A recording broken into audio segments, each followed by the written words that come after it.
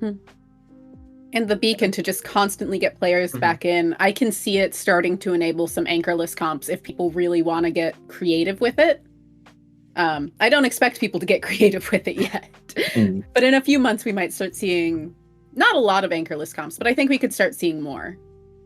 I mean, hey, I just came off commentating finals of Triton Cup 106, and there was an adaptation. It did end up going to bracket reset, and we did see that the team that ended up getting swept made the adjustment to go to the Claws 96, the new cooler 96. And that's another interesting weapon that they ran backless. If my memory serves me correctly, CKK, please correct me if I'm wrong. I believe it was the 96 with the most range, going up against a classic pen comp, and they ended up taking that set 3-1 and ended up winning Trident Cup 106 with it. So it's really interesting to see, like, that could be another potential, just like you were talking about, like having that be the quote unquote anchor and going away from pen or edit. Yeah, I definitely think there's going to be a shift to more flexible comps with Mini specifically. I can actually see Mini and Edit running in the same comp without an issue. I think that would be particularly strong. I don't think we're going to see it yet from top teams especially, but I expect that with some time we might. It just takes a while to get a pencil player used to playing Edit. Yeah, and even if they don't want to play Edit, like just running that Mini Splat lane, because that Mini can be your effective paint bot in a way. Like it can be like an anchor does not have to be your ranged weapon. You can easily run that Mini Splatling to be your anchor, just paint up everything similar to what people do with Pencil currently.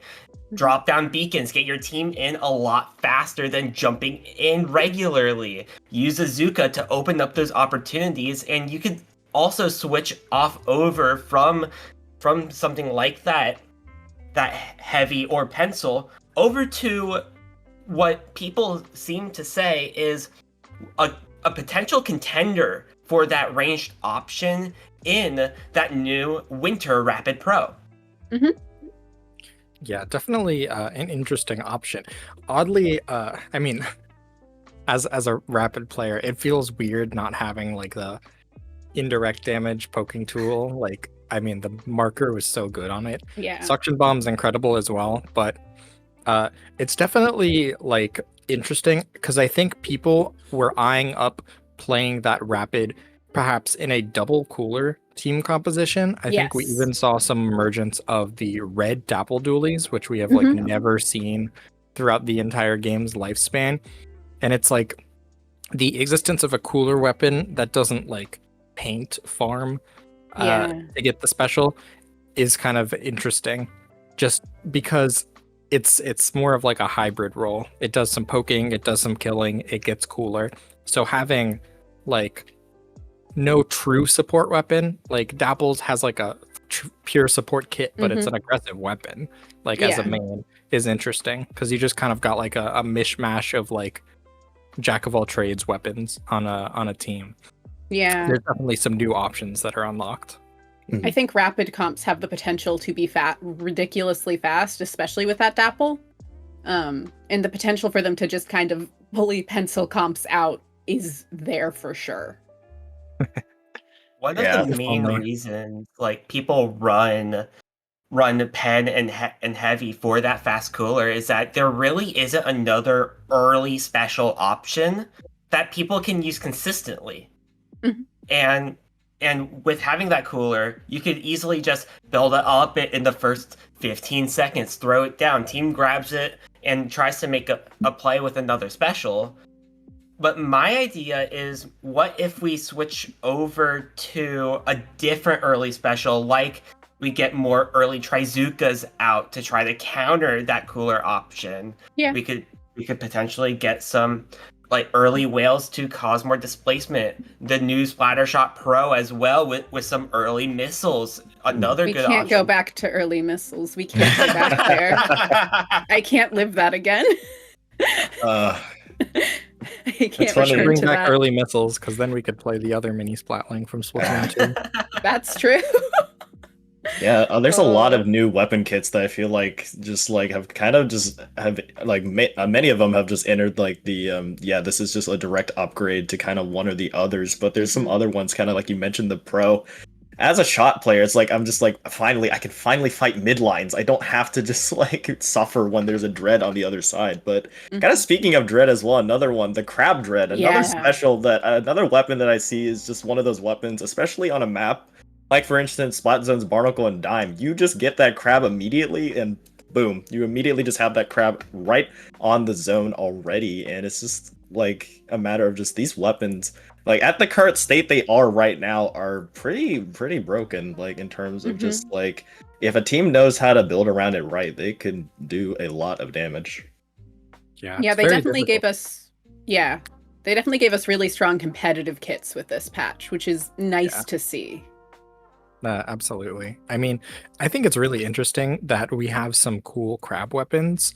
However, they also gave us like the greatest Zuka weapon of all Yeah. time Mm. and gave us another buff of specials against crab. Yeah. I think we saw like splash occasionally in Mhm. uh in 4v4 Sundays, like picked once or twice, but it wasn't like it was like a meta staple for Yeah. years. And I think like when the meta has had like solidified over the last like 6 months or something like that, I think that like it and decav were so common and we barely saw any Yes. of those for in 4v4 Sundays.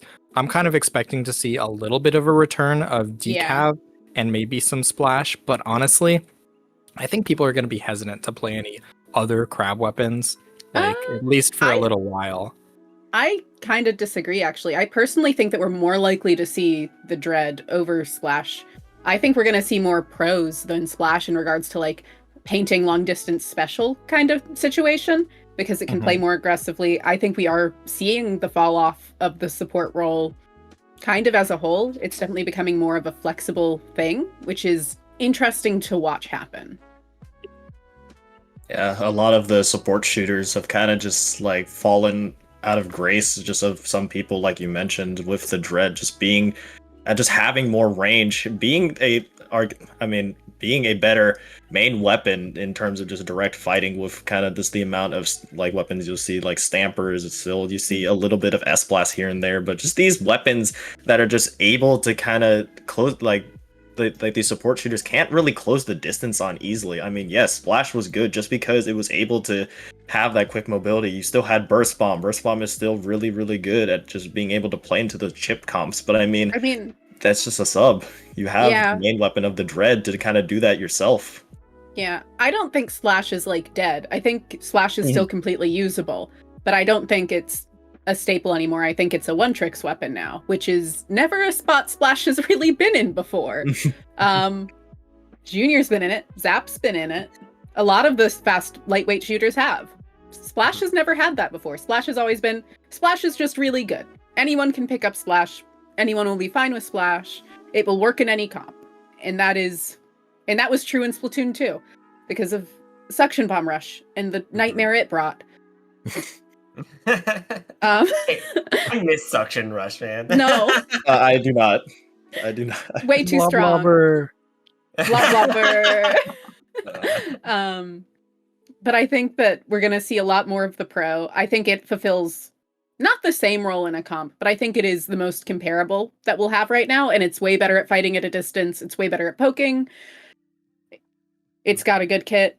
And then for crab weapons, yeah, I think it'll be the new Dreadringer. I think the like traditional paint supports are going to be something we see a lot less of with how fast Splatoon 3 is now. Yeah, I mean the margin for error I think has gone down like Yeah. so much. I mean, like I think part of the shift to like S blast for example was kind of you just want anything that can give you the advantage of like a one hit KO from range. Mhm. Things that kill slowly are just not allowed. You want things that Mhm. either can affect the game without risking like their own life or things that can drastically shift the tide. So I think like we're definitely seeing a lot of like non-committal, mid-range, special and paint spammy weapons. I think in the last, over the last like few tournaments. Yeah, but at the I'm same wondering if time, that's a trend that's going to continue. I think it likely is, but at the same time, we're also seeing weapons that want to go in really, really aggressively and need the paint weapons to be able to jump back into. It's a really interesting duality of you need to be okay with getting punished, because if you don't take the risk in Splatoon 3, you physically don't get to do anything. One thing that I've realized over time that's mainly been the bigger change between Splatoon 2 and Splatoon 3 is more of the idea of zoning and control. Because a lot of that idea, yes, it's still there, but is mostly out of the window based around how the specials are being used. You don't really have armor to work around to control an area as safely. You don't have Stingray to open up an opportunity, and missiles are being used less and less. Maybe a slight rise in recency with the new Pro, but with that being top meta, probably not going to see that in the Splatoon 3 lifespan. Yeah, I mean, it's a very different game. So I want to kind of present this to kind of add on to this. Is there a viable comp, such as maybe on a particular zone map? I can't exactly think of an example where you could theoretically run maybe like a 3 midline, 1 backline. I don't know how much viable it would be, but like my first thought would be maybe you could be running something like a Stamper, a Dread, the new Pro, and then a Pen. Would that be something that we could see occasionally? Yeah, there could be potential flaws with that, but kind of what you mentioned of just like zoning out, that comp kind of balances. Like I have seen it before, and it just got me thinking of just like, I don't know if, because like normally in like the regular comps you do see Splash being the shortest range weapon in terms of that, but with now Splash being potentially people preferring the Dread over it, could we see potentially that? We could. I think that comp would struggle with speed. I think that would end up being a little too slow on any map, personally. I think it couldn't get in fast enough, especially against things like the new Mini, where they just can punish you so easily. And they can have a QR feeder go in, do skirmisher stuff. Not even feeder, just a QR player. Go in, do skirmisher stuff like we were seeing Kyo do on Try, for example. Didn't quite work out against Volti, but that's playing against Volti. The rules are different when you play against Volti. It is. It's a different game when you play against a good card.